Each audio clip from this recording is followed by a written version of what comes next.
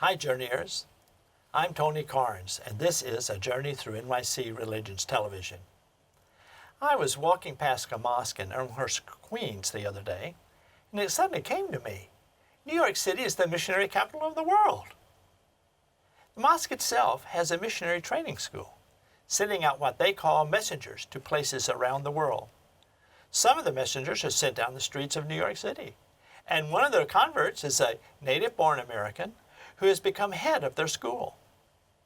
There are more missionaries moving in and out of New York City from more religions than is found in any other place around the world.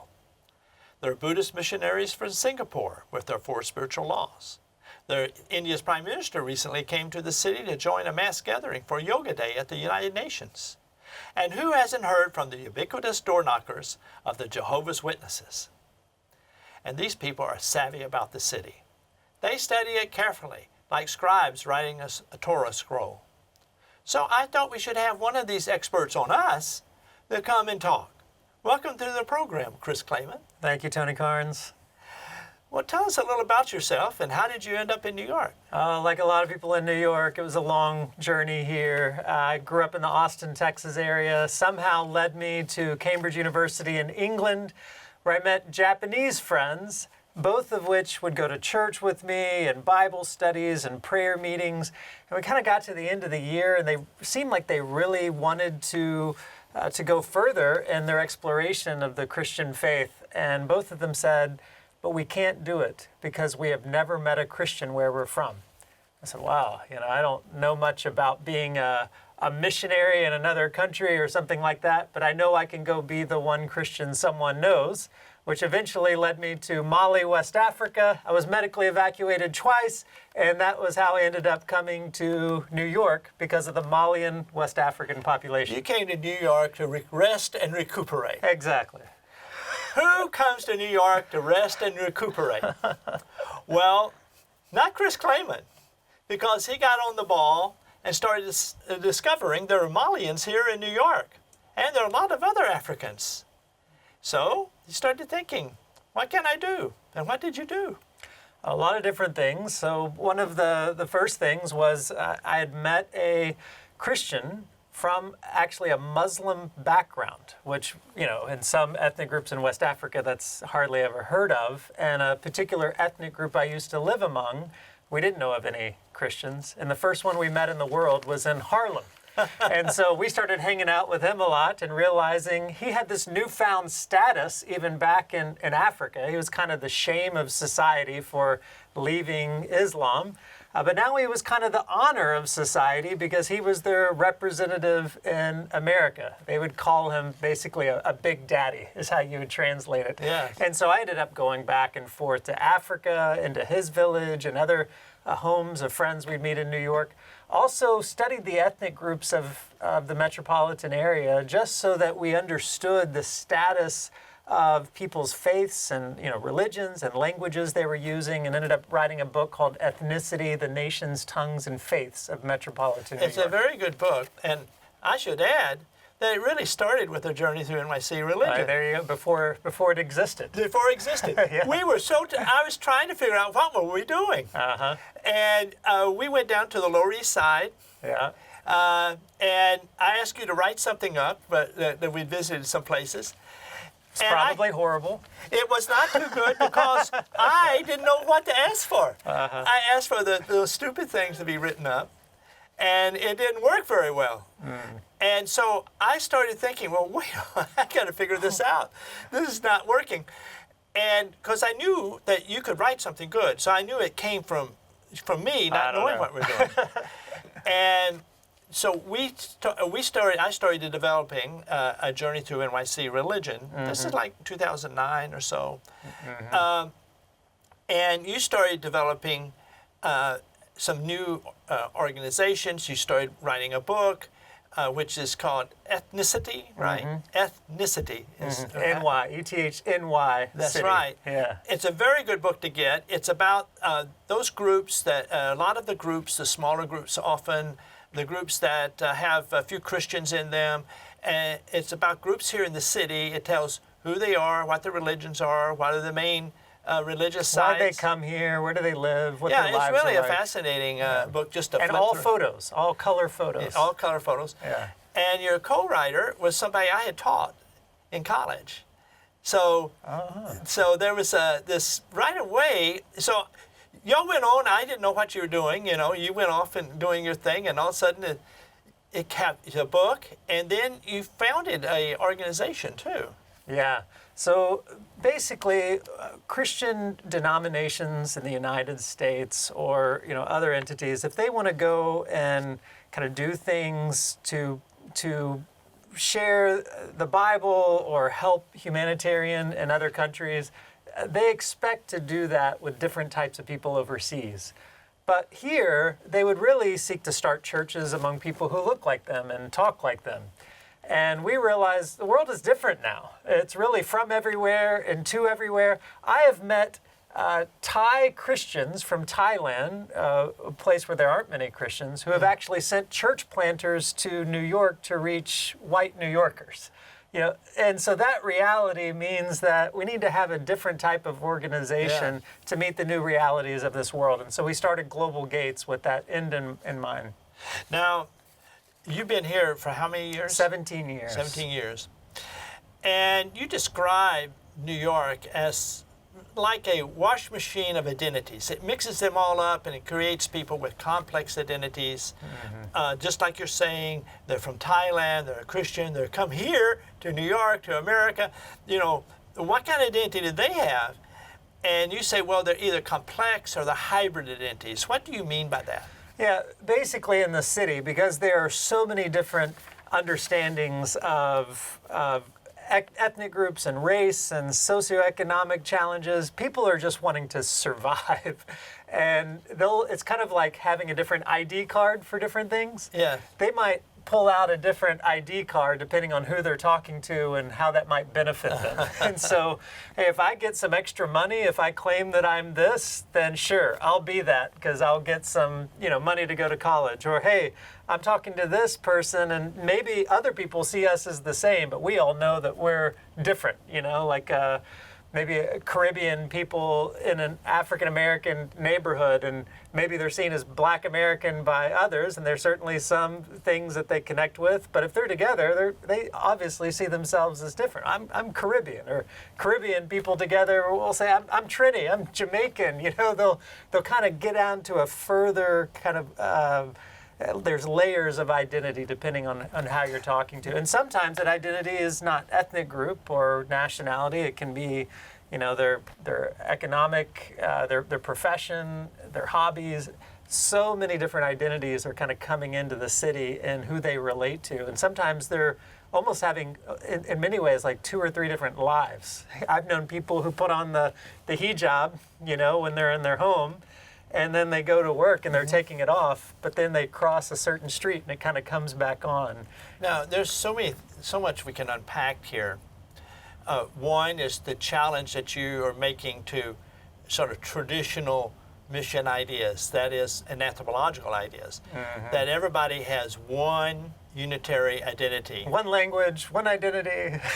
One, and you're saying, no, it's much more fluid nowadays. Yeah. That old idea in New York, in fact, what we're finding in New York is the fastest growing group in New York are actually mixed. They're products of mixed marriages, about 14% of New York. It's the fastest growing, it's like 1,200% growth. And the second is that different groups in New York are beginning to have multiple identities. They have an ethnic identity and a racial identity, and they're 2 separate things.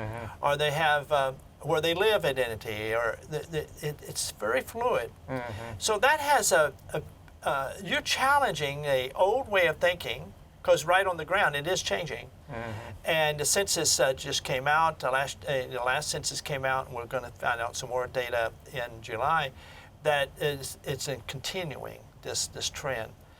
Now, what does that mean for religious groups that want to connect with people? Is there only one way they can connect, or are you really saying that people have a whole bunch of different plugs where you can connect to? If you're a church or a mosque or whatever, there's a whole different ways to plug people in. Is that what you're saying? People, especially immigrant groups, there is this natural draw to anything from your culture and Right. homeland, and often your religious centers. Whether, in fact, in the mosque in Africa, you would only go there to pray and maybe your rites of passages or different things. It's not a community center. But here, that imam is a matchmaker, for Right. marriages. He's a community leader. Right. In fact, most of the time, you won't even see mosque on the mosque. They'll call them cultural centers, Right. Islamic cultural centers.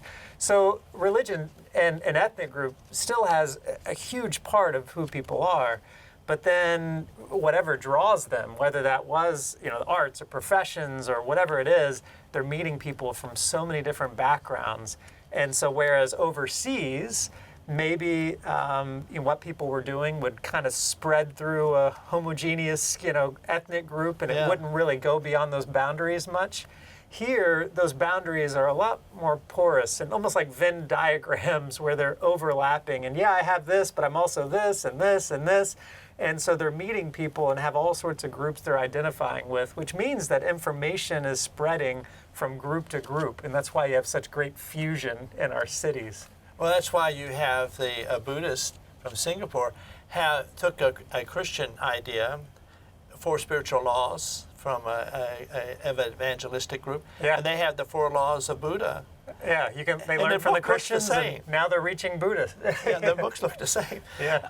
So, people are not stupid. They look and they meet and they find ways to relate to people. And this city, of course, relating to people is so important. You mentioned to me the other day that there was an incident, a good incident, at a church in Harlem Yeah. where they shift from the regular services at some point, then they do something for the tourists.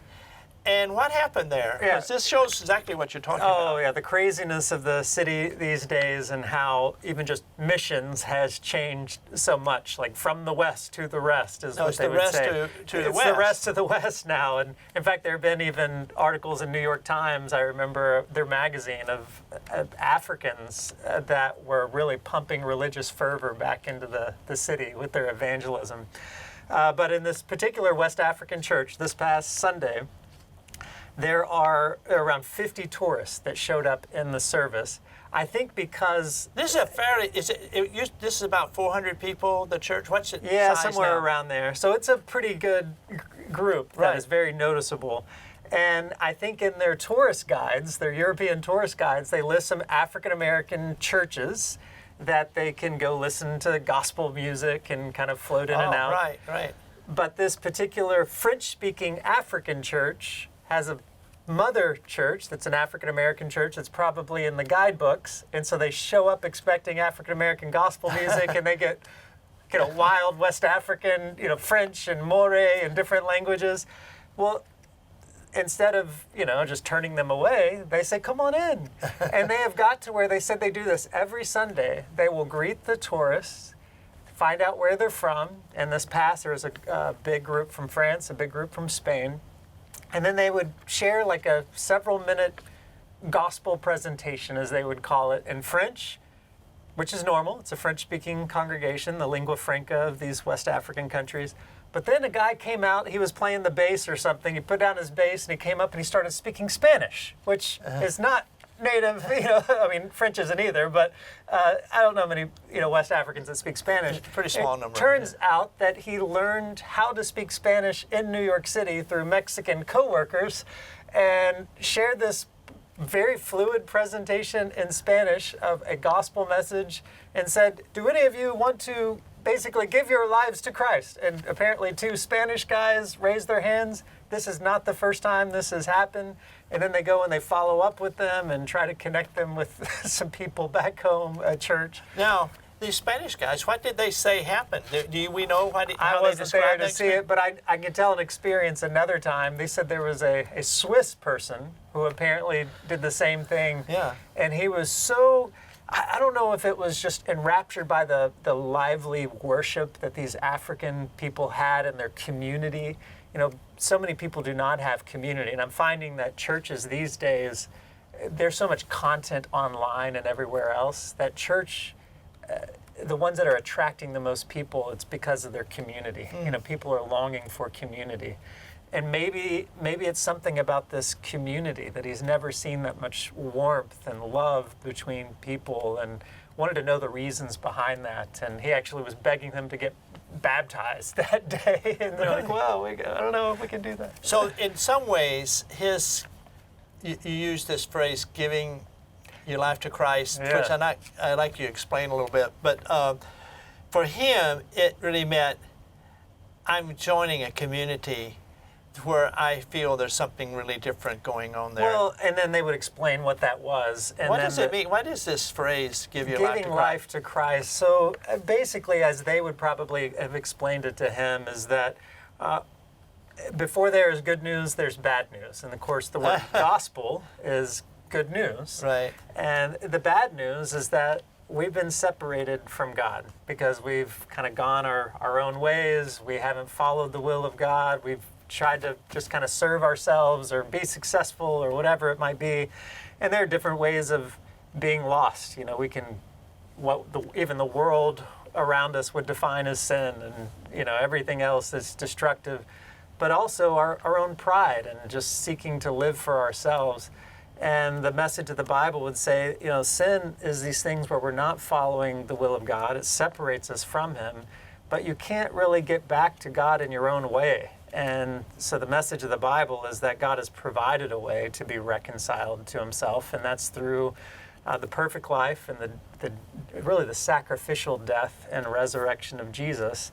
And says if you accept God's way of reconciling you back to God, is really where you find your completeness and wholeness and why you exist in this world.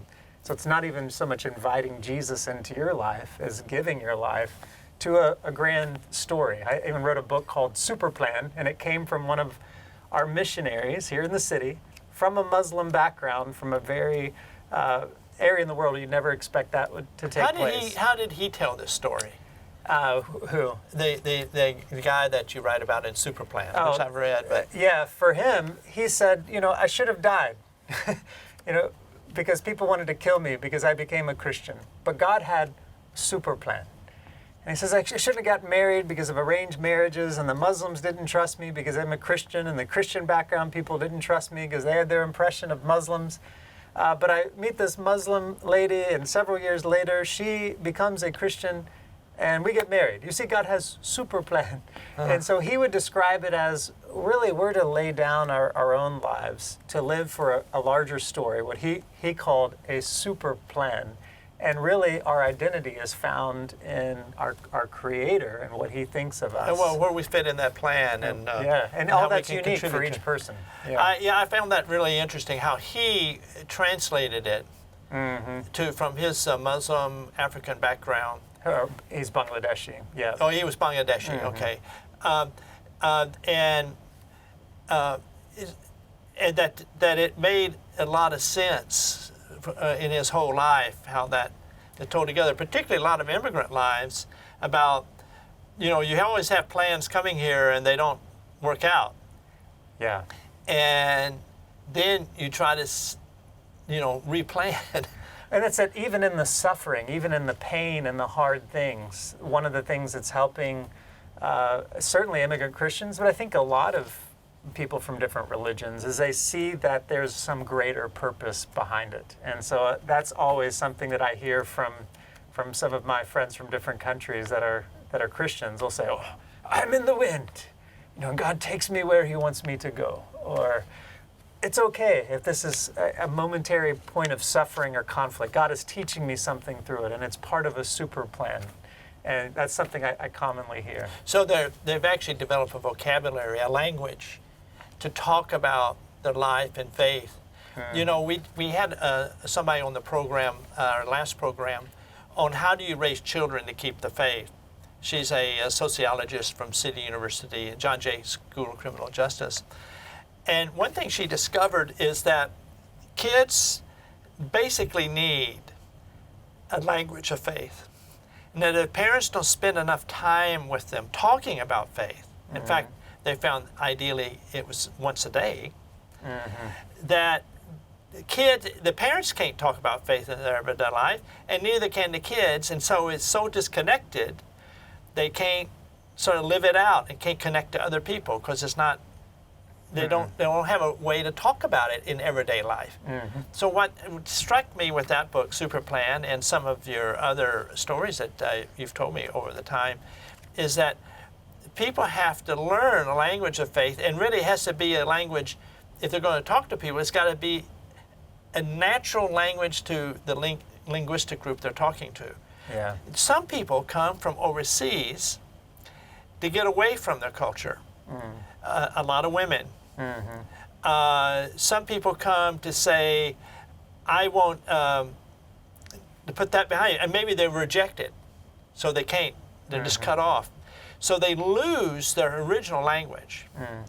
But then they learn other languages in the way, and sometimes they learn a language of faith, but then they don't have a language of faith in the original language. I remember you talked to about a woman that went through this. Her story is just, I wouldn't say typical, but certainly in many ways typical and a complex one. It's certainly symbolic. Yeah. About her? I don't know if they necessarily lose their language. It's that they, maybe whatever that new group is that they're forming to, they're having to learn a new language to connect with them, and that becomes maybe a preferred language. Well, didn't she grow up in a language, but she couldn't talk about her faith in that so language? So this particular woman, she comes from Guinea in West Africa, but her parents... Now, let me point to for the viewers. Guinea is when you look down Africa on the west coast, there's the sort of the hump that goes out, and then it comes in, and Guinea is right in that it's curve. on the coast there. Yeah, right on the coast. And her mother was Fulani, which that group is really responsible for spreading Islam throughout West Africa. And they're traders, and they move around a lot. So she grew up learning the Quran, and Arabic, but her parents would travel all over the world, lived in various parts, and that kind of piqued her interest. So she ended up studying in Eastern Europe, eventually moved to Paris and became, a young professional there. But in that process, there were some reasons why she kind of separated from her group a little bit. Her group felt shamed by some things going on in her life, but she kind of dove full into her profession, working long hours like many people do. But her friends were mainly not from her ethnic group. They were, white French people, they were, Caribbean French people, Cambodian French. But she had a coworker who ended up sharing with her in a way that gave her interest to go to church with her. So she was a Christian woman. Eventually, she converted away from Islam to become a Christian. But then she learned the Bible, learned to worship, learned to pray, learned to sing, all those things in French, which would have been a third or fourth language, maybe a fourth language for her at that point, fourth or fifth language. And then she felt called to be a missionary in New York City and reaches out to homeless and drug addicts and, helps provide food and clothing and all of that. In the process, she meets a lot of women who come from her background from Guinea. And as she was talking to them, they couldn't even speak French. They couldn't speak English. And when she came here, she was going to English-speaking churches, so she learned that vocabulary for talking about the things of God. But she never could speak that in Pular, her main language. So it wasn't until 25 years after she became a Christian, where she comes to New York, meets people from her ethnic group, finds out she has lots of extended family members here because she'd kind of been disconnected from her family. And she has this newfound interest in... They sort of rejected her. Kind of rejected her, started reading the Bible in her language, praying in her language, and now she has really hundreds of women connected to her because she started using the language. And there's actually been research done on this. There's kind of about a 10 times more chance of really seeing a huge interest in what you're doing if you're using a language other than the dominant language of the country. But she had to sort of learn. She had to learn it here. That's remarkable. Yeah. She had what a kid can easily learn how to talk that, but not someone an in their adult 50s, 60s. Wow, that's incredible. Well, now you mentioned she was a woman. An awful lot of the converts here in New York from from Africa and Muslim countries are women. Yeah. Why is that? Which is very different than what it is overseas. Yeah, it's mainly men that would. If you were to go to churches that, of new converts, it would almost all be men. The women's place in society, they're just seen as secondary or tertiary. The men might not even invite them to church. Not even, or you just follow me, but we're not even going to even share why this is important. As a result, a lot of those men die, and the women, just go back to Islam. I just want to end with two things. One is, you mentioned that the coronavirus, the COVID pandemic, actually moved a lot of people online, and actually that created an explosion of religious connections. We just have a little bit of time. So same guy that sees the super plan in all things. Yes. A lot of people saw COVID, and churches have really struggled, right, in New York City post-COVID. You go to any church, and the Sunday membership or people that are showing up is really, really low. Yeah. Well, they saw this and said, super plan opportunity. And so they opened up a Zoom meeting for Bangladeshi Christians from a Muslim background, but not just New York. This opened it up to the world. So they came in from Canada and Paris and London and Dubai and Malaysia and Bangladesh and India. It grows to over 600 people that are connected to this group, meeting 3 hours a day. Women's group, young group, all connected. And because Muslims often, if they're interested in converting, that's a huge problem. They would have to see some sort of community, and they saw community, and a couple hundred actually people were baptized through that online group and during COVID. Wow, that's an interesting religious development from COVID. I mean, it's sort of a good thing out of a bad thing. One last question, and I think we got about 30 seconds or so. If you had to summarize New York up to somebody else, if you want to know the city, would you say read the book of John in the Bible, or watch all 11 seasons of The Walking Dead, or something else? I would say neither. I would say go and hear someone's story. New Yorkers are so busy. We're so and especially post-COVID, people are scared of each other. But if you will sit and actually ask someone's story, you'll find out all sorts of things, including their own spiritual journey. You'll find out about the city by listening to people. Thank you, Chris. This is Tony Carnes for A Journey Through NYC Religions Television. I hope that you've learned a little bit about New York, the mission capital of the world. Who guessed it?